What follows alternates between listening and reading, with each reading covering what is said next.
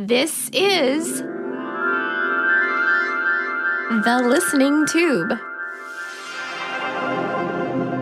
Hello again. Thank you for putting your ear to the listening tube. I'm your host, Bob Woodley. He's a nut job, but he's still sharp. On this episode, we'll hear from Sara Alessandrini, an Italian filmmaker who seems to know a lot about New York politics. We'll talk about the race for mayor of New York City, among other things. But first, Not the headlines. a culture of violence is creeping its way into our society. Wait, creeping isn't the right word for it. A culture of violence is invading our society. It's been happening for a long time now. What used to be settled by a fist fight then evolved into the introduction of brass knuckles, then knives, and ultimately gunfire. These disagreements are always best settled through dialogue, but there are people who don't have the wherewithal to deal with a reasoned debate. They see the world in a way that defies human nature and demand changes, and when reasoned debate doesn't conclude in their favor, they resort to violence to make a point that doesn't accomplish anything but the injury or death of someone who disagrees. Well, that can't be right. Whenever some type of political violence occurs, the statisticians keep track of which ideology is to blame. The people who interpret those statistics can skew them in all kinds of ways to make them say different things. But sometimes what you see is the best barometer of what's happening, regardless of what the statistics and the polls tell us.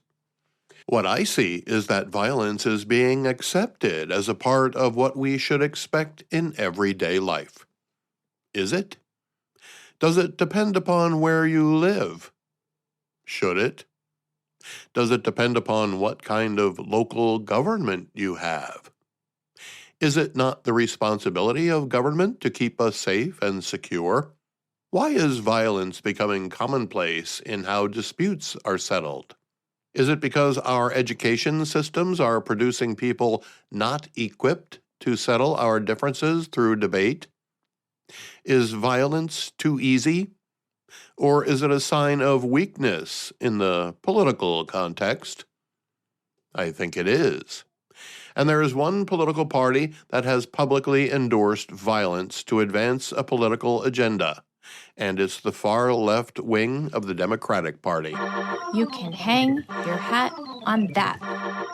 Look, I'm not saying there aren't man caves out there with guys sitting around fantasizing about popping some liberal.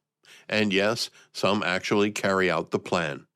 But the far left has made it clear that they are not only apathetic about political violence, but outright support it. Again, it didn't happen overnight. It may have turned a page when Maxine Waters, the Democrat from California, challenged her supporters to confront conservative politicians in the streets and in restaurants, depriving them of their rights to live as private citizens as well as public servants. The encouragement of confrontation led to concurring with simple assault, and that led to misdemeanor charges for someone who attacks an innocent person because of their political beliefs, and the charges are dismissed by a liberal prosecutor who claims the perpetrator is a victim of some societal challenge that we all face.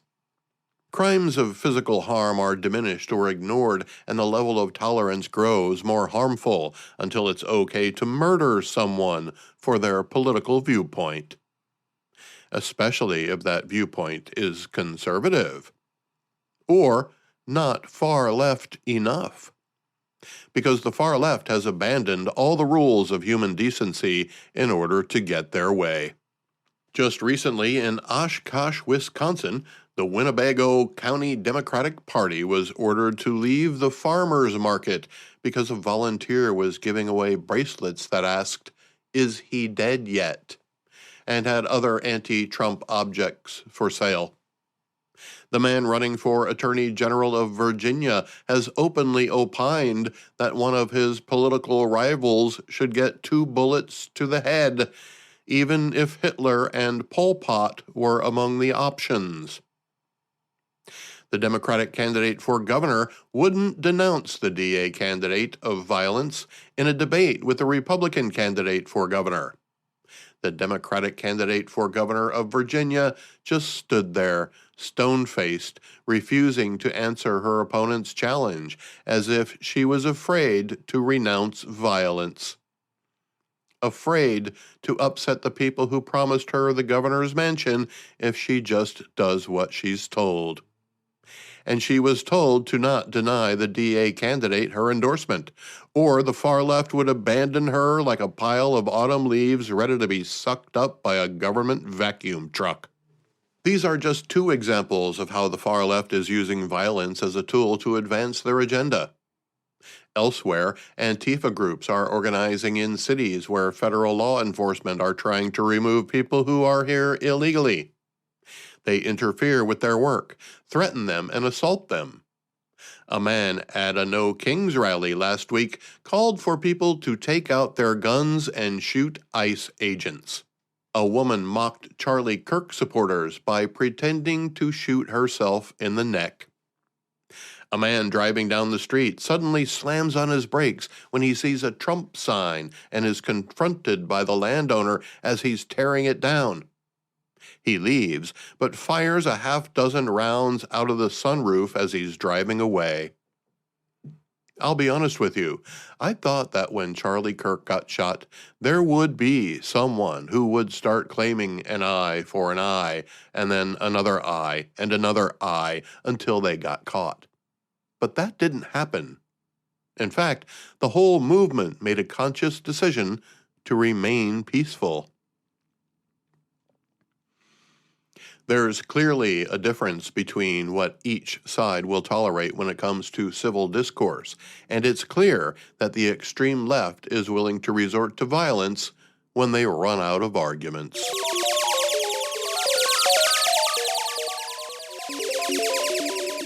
Let's go back through the listening tube for This Week in History. Sorry, booth announcer lady, no time for that. All that history will still be there next time. The listening tube will return at the speed of sound. Send email to thelisteningtube@outlook.com. My guest today is Sara Alessandrini, a filmmaker from Italy who made a documentary called This Is What New Yorkers Say. Sara tells me she was inspired by the saga of Andrew Cuomo and his resignation as governor of New York. He's now running for mayor of New York City. Sara spent some time in the listening tube from where she lives in Los Angeles. Is it too loud here? Because there is a strike right across the street, so they have music very loud. So I'm trying to keep the microphone lower so that you just pick up my voice. I can only hear you. Okay, great, because it's so loud here. Oh, well, okay. Now, you're in Los Angeles, correct? Yes, I live in Los Angeles. I'm right in front of a Kaiser Permanente, so when they do their strike, it's like 5 days with loud music and everything. So Okay. yeah. Well, first of all, thank you for being here today. I do appreciate it. Oh, thank you for having me.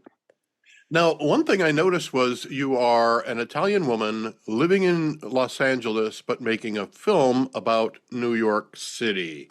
I know, it's pretty weird. It's pretty weird. It's like, yeah, my life has been all over the place, actually. So, yeah, I was born and raised in Italy, but my dream was always to come to this country. So that it took some time for me to come here. And like my heart was always in New York, but I guess I found the easier way to be in Los Angeles. So then I moved here. But my heart was always in New York. And then during COVID, I was start like listening to all the press conferences because of my job. Like at the time, I was like the facility manager of a movie theater. And so to keep updated on the reopening, I was following like the press conferences in Los Angeles and everything. And then it just happened. Like my algorithm started suggesting like Governor Cuomo's press conferences. So then I would just start listening to that, and I just like hearing the New York politics, how he was talking about government and all that kind of stuff. So I was just like hooked over there. And So I was just like following on a daily basis what was happening in New York. And I was like, my heart was always in New York. And so I just learned how much I loved it. And then everything happened in New York, like all this accusation of sexual harassment. I was following very closely what they were accusing him of. I was like hearing him talking. I was watching the news, and it didn't make sense to me. And also being Italian, obviously, like I know we have like our culture. We approach people in different ways. I can see how, yes, sexual harassment rules are very important in the workplace, but also I see here, even like in my day-to-day jobs and everything, how this role can get like too crazy at times, where people don't get due process. You just like, there is really zero tolerance for things that might be just about being a human being. So I was very upset with what was happening, and I saw the media not doing their job, not questioning things, and just they wanted him out. And so I felt it was so unfair, and no one was like saying anything. So for some reason, I felt it was my job to do it. So now your film is called This Is What New Yorkers Say. Logically, my first question to you should be, what did you ask them? Well, I improvised a lot, obviously, because I like when I went to New York, I didn't know what kind of people I would find. I didn't know who these people were. And so it was a mix of people that I found on the street. When I was traveling with a group of people I found online that I didn't know, but I was just looking for people to help me online to find people to interview. So some were maybe people that they knew, so I knew very little about them, at least like maybe their job. Other people, they were just people on the street. I knew nothing about them. So for me, when I approached them, first of all, I started asking personal questions to hear like who they are, what their job is. So I just started from the basics, or like just to understand for me who they are and what like kind of like from what kind of reality they come from, and everything. So, and then I'm just a very curious person. So I started asking questions based on like where they were taking me. And there were like a few questions that like obviously I was like the basics that I had in mind. Things like, okay, what do you think about Cuomo, like his job? What did you think about him as a governor? What did you think about the sexual harassment allegations? And what do you think about the Me Too movement in general? So there were like obviously basic questions that I would ask, but then I would just like listen to where they were taking me and then ask follow-up questions. So some interviews, like the first interview, maybe was like 10 minutes longer, and still there was so much for me just to learn. And like, you know, every time you do one interview, then you start thinking about other questions for the next person. And so then I just realized like even before when I was like planning this, I just understood the potential of this kind of documentary, because it wasn't just about Cuomo. It was all these possible topics that are like very current here in this country right now, whether it's like the Democratic Party, how they handle this kind of situation, how the media is handling accusations, how they do their job. So the women empowerment, obviously there was like this potential for like a big documentary, because there were so many conversations that I feel we need to happen in this country and in every country, obviously, but now we live here, so we deal with what we have here. Did you confine your inquiry to New York City, or did you look elsewhere around New York State? Well, those people were around New York State. So some people were like in Manhattan, some were in Queens, some were in Bronx, but also we have someone in Long Island, Albany, and Rochester. So you traveled around New York asking people what they think about Andrew Cuomo shortly after he resigns his governorship over sexual harassment allegations. How were you treated by the people of New York when you asked about it? So that was like 10 days that I was traveling over there. So it depends. It depends. I think people like New Yorkers like talking. So if you go there with something like that is kind of like this provocative kind of topic, they get curious anyway. So they don't treat you badly. Um, but there were a lot of people that maybe were interested, but they were like, well, I work for the city, I cannot talk about this stuff. We met a few people in Albany that actually were like, we ran into a couple of people, like someone like they were part of like the accusations, or someone that was working in the office with Tish James. So some people were laughing at us for what I was doing and everything. So, but in general, everybody was very curious about it.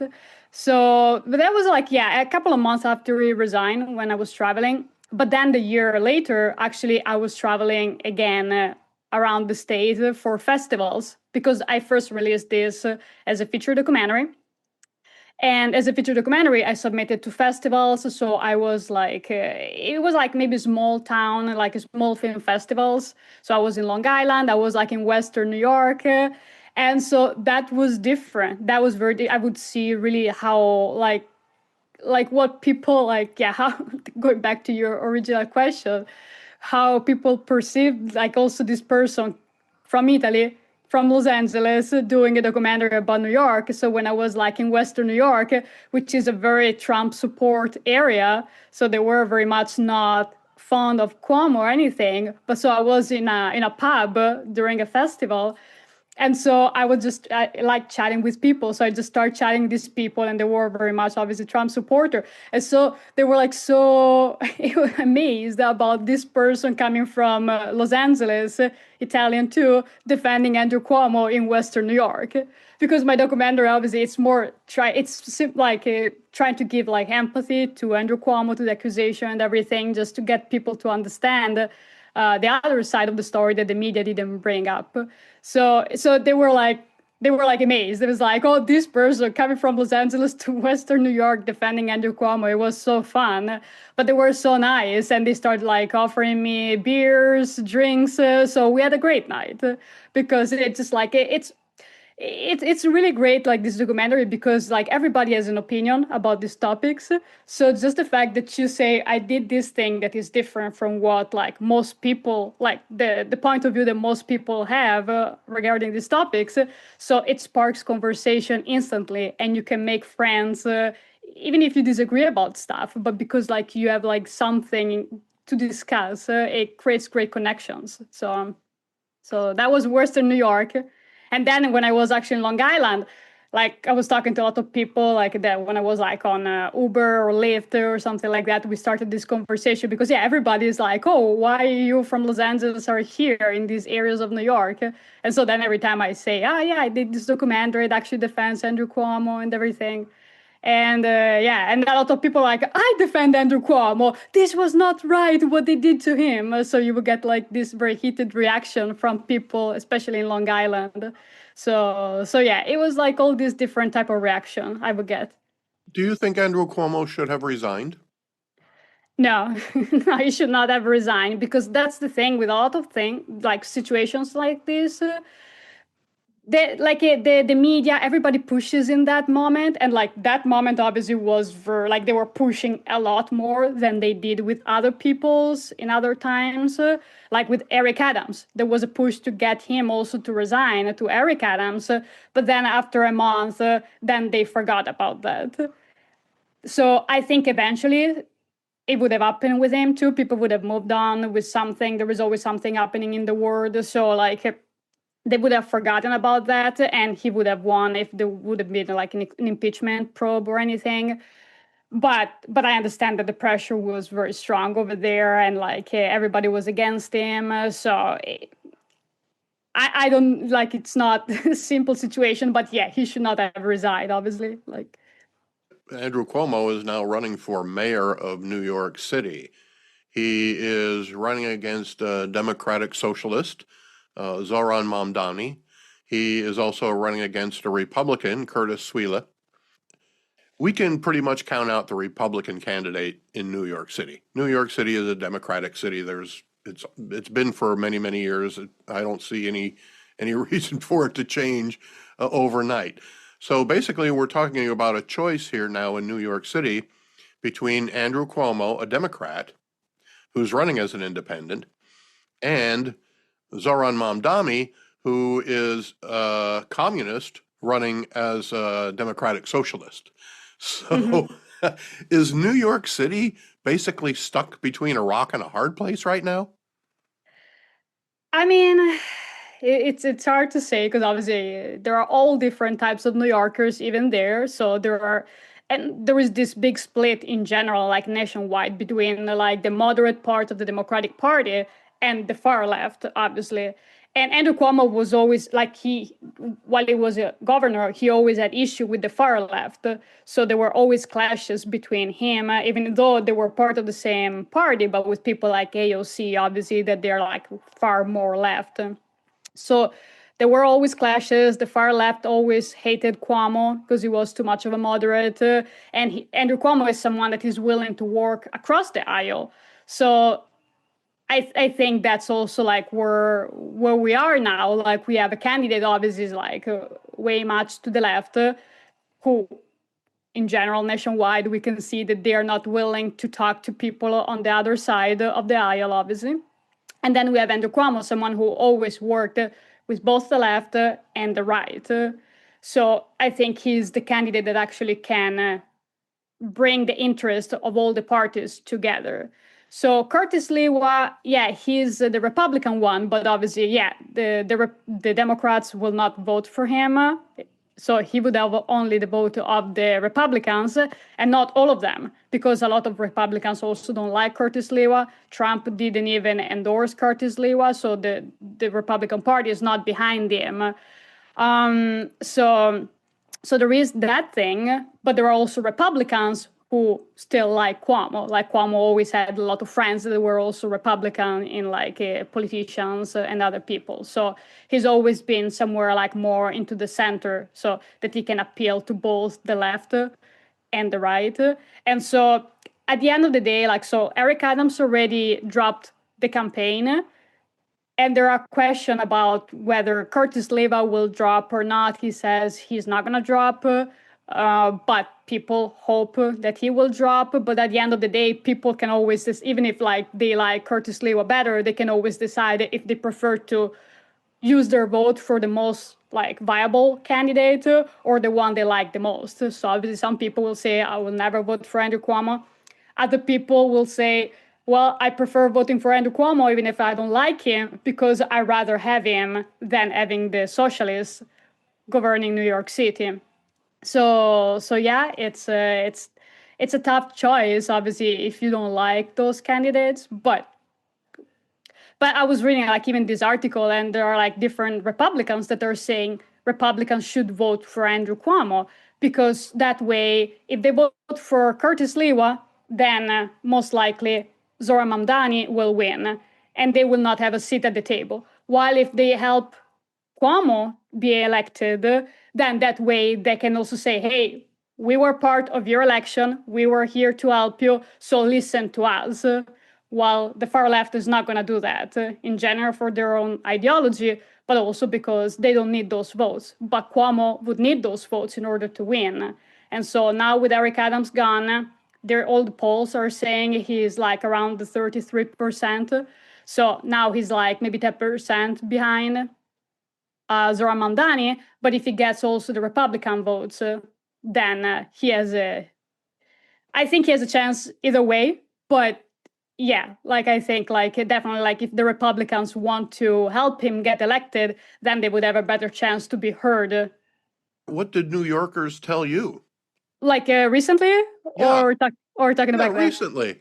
Yeah. So yeah, I've been going back and forth there. So I've been like every now and then, like also being at the little like what they're volunteering for the Cuomo campaign. So I see people, and I mean there are two different types of people, and I've been mainly in Manhattan. So that's every area is different, obviously, because Manhattan, like Zoran Mamdani got, I guess, the majority of the votes all across Manhattan, but then it depends. Certain areas, obviously the south are more for Mamdani, the north more for Cuomo. Bronx is a Cuomo area, so the black community from the Bronx, they are very supporting of Cuomo, obviously. Queens is half and half because both Cuomo and Mamdani are from Queens. So Brooklyn is very much Zor Mamdani. So, But yeah, so like when I'm there, like the area where they're volunteering, there are two people that walk by the table, and I see they're either, oh, Cuomo is our only chance. So what can we do to make sure that he becomes the mayor? We need him back in office. So that's one type of people. And then there is another group of people that come like, hell no, never gonna work, will like vote for that guy. So I always say I think Cuomo is more controversial than Trump because like I think like even within his own party there are some people that really hate him and some people that really love him. So it's either or with Cuomo. I guess he has that kind of personality that people like have like only strong opinions about him. They're not indifferent to him.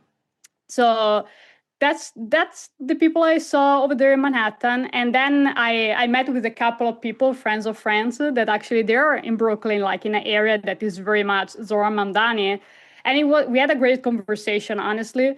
And so that's the thing, because people say New Yorkers don't want Cuomo, they are not going to vote for him. And so I had this great conversation with these people, like around my age, so in their like 30s. And so they are very much Zoran Mamdani. Like one of them has a picture with Zoran, like in their profile, so like on social media. So when I was going to meet them, like I told them about my documentary, but I didn't necessarily say my documentary kind of defends Cuomo, supports him. So I was worried. I was like, oh, how these people are gonna hate me just because, like, if they like Zoran Mamdani that much, doesn't mean they hate Cuomo. And then it wasn't that way. It wasn't that way. We had a great conversation. And they said they loved Cuomo during COVID. They really liked him. They were always listening to him. But they just don't understand why he wants to run for mayor of New York City since he hasn't lived here full time for many years. It's unfair, but that's how people are perceiving this. And then Zoran Mamdani is pushing a lot of that, saying that Cuomo is not a real New Yorker. He hasn't lived in the city. So I know a lot of people that vote for Zoran Mamdani feel that too.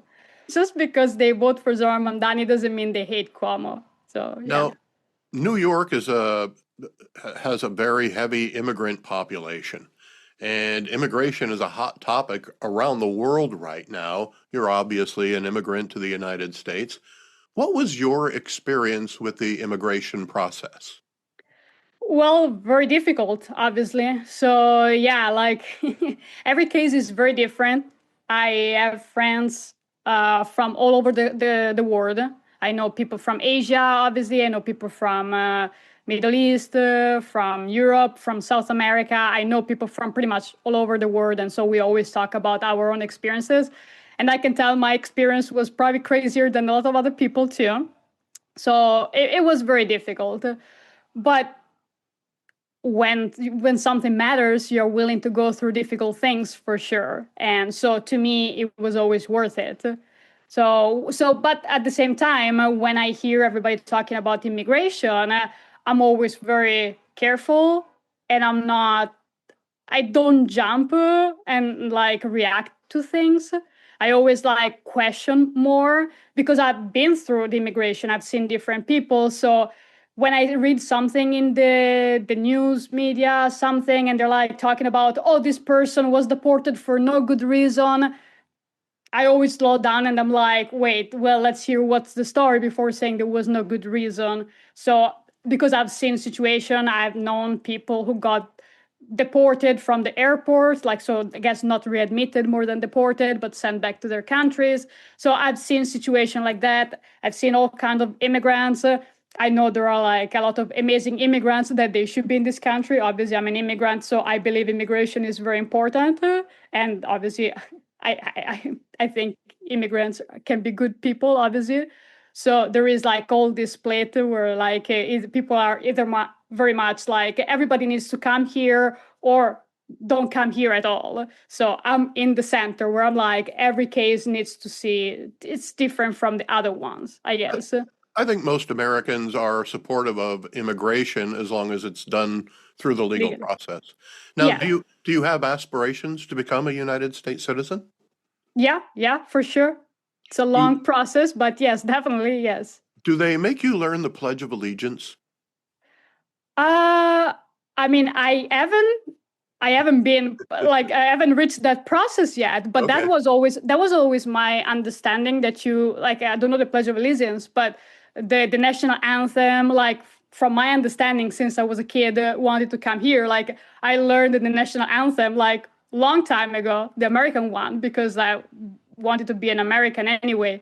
Like I always like thought that was part of the process. So I know there is a test that you have to pass, but I haven't gotten to that process yet.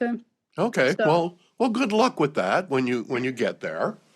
Now, yeah. you mentioned earlier during our conversation that you didn't like the way the media was treating the governor of New York.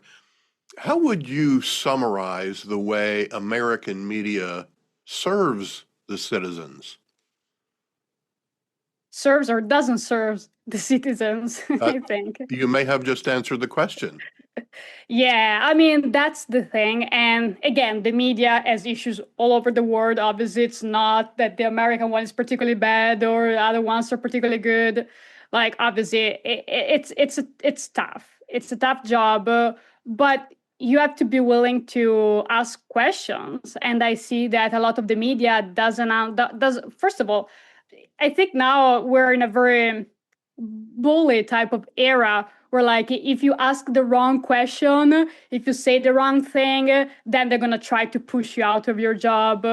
So that's a big problem because if you even cannot ask a question, and just by you asking the question, then they label you as whatever, it's racist, transphobe, or Israel supporter, anything, just because you're asking a question. That's a problem. That's a problem.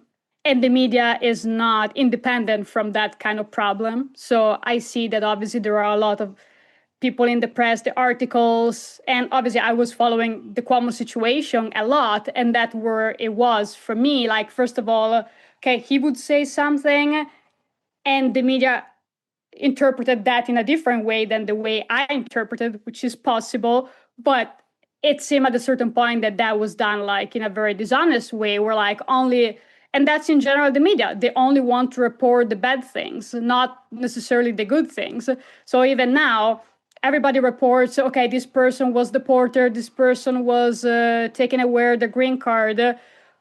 But now you hear all these stories now, but doesn't mean that you didn't hear them before. Why? Because they didn't happen before, or they happened before too, but the media didn't have any interest in talking about those. And so to me, that's a big problem with the media, because you always have to ask yourself why they're talking about this now. What kind of narrative are they trying to push? And so, and you see that every time you read an article and you're like, okay, they're saying this, this, and that, but why didn't they mention these other things? Why they didn't ask this other question? And to me, also, like with the Attorney General report, there were a lot of questions that should have been asked, and there were a lot of things there that are not okay in the report. Like they were saying, okay, this they were using as a fact that something happened, but they said that even though one of the people involved in the party changed their mind, because that person was threatened by one of the accuser. So if you're writing over there in the document, this person changed their mind after their initial statement because this person was threatened by one of the accuser, how can you trust that what they're saying it's true now? And why are you even putting this in the report if that's obviously something that their testimony is not worth it anymore because they was tainted. So yeah, so there are too many questions about the news media always reporting certain things and things becoming a trend during certain times, and everybody just talk about that. And then the other times when maybe there was still a reason to talk about those, they don't talk about those. So Well, New York City was a hotbed of pro-Palestinian protests in recent months. Over the past 2 years almost. yeah, And many pro-Palestinian protests happened at Columbia University and other New York City venues. We just witnessed an historic peace agreement in the Middle East, specifically between Israel and Hamas. But generally, for most of the region, I haven't seen any pro-Palestinian protesters celebrating the ceasefire. And we haven't really heard much from it about the media either. And I think that might go toward confirming what you just told us, because a lot of Trump was part of it. the media brought us those protests each and every day. Now that we have a peace agreement, there doesn't seem to be any news about it at all, or very little. Yeah, and we're seeing the same in Italy too now. Like they just woke up about the Palestine situation in Italy, even though it's been for 2 years.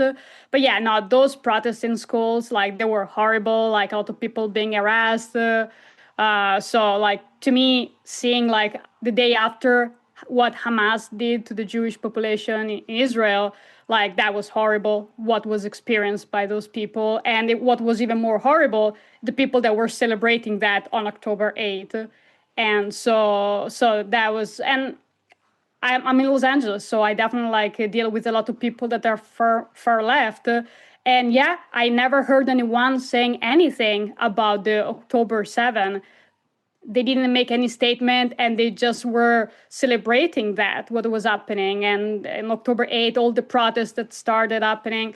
So yeah, and in Italy even now there were protests for the past few weeks for Palestine, for the starvation and everything. And now that this peace deal happened, they are very quiet. So that makes you ask a lot of questions about whether these people were in it just because they wanted like a cause to fight for, and it was for like, from the river to the sea, to have like Palestine as one state solution compared to the two-state solution. So if you only cared for the suffering of the Palestinian, then you should be happy about this agreement. Whether it was Trump doing that or someone else, you should be happy. But that's my question now. Are people not saying anything because they didn't care about the suffering of the Palestinian? They only cared about the one-state solution, where Palestine is the only state. So Now, yeah. Do the opinions of people from New York matter to people from the other 49 states? I think so. I think that's the thing. It's like it is New Yorkers talking, but it's about the topics that all around the country are important, because it starts from the Cuomo case, but that case, it's similar to other cases that have been, like a lot of people talk to me about El Franken, and everybody has an opinion about El Franken. So, but it's really, this story, it's really starts from Cuomo. But again, it's to have a bigger conversation about the media, about the Democratic Party, about due process, how we're not giving due process, and the dangers of a society where due process is not given to all. And then what is women empowerment? And is women empowerment and the Me Too on the same page? Or is the Me Too actually limited? So it's not, it clashes with the women empowerment, and it's all about victimization. And so it's not about just Me Too. It's like all these movements that have been happening over the years. So yeah, is there about creating more victims or creating a stronger society? So it's really more about society than it is about Cuomo, but it starts from Cuomo to go to something that matters to everybody around the country. You can view Sara Alessandrini's documentary on a variety of platforms. Go to thisiswhatnewyorkerssay.com to learn more. Thank you to Sara for spending some time in the Listening Tube. The Listening Tube is written and produced by yours truly. Copyright 2025. Thank you for putting your ear to the Listening Tube. Follow the program at thelisteningtube.com. I'm your host, Bob Woodley, for Thou ad infinitum.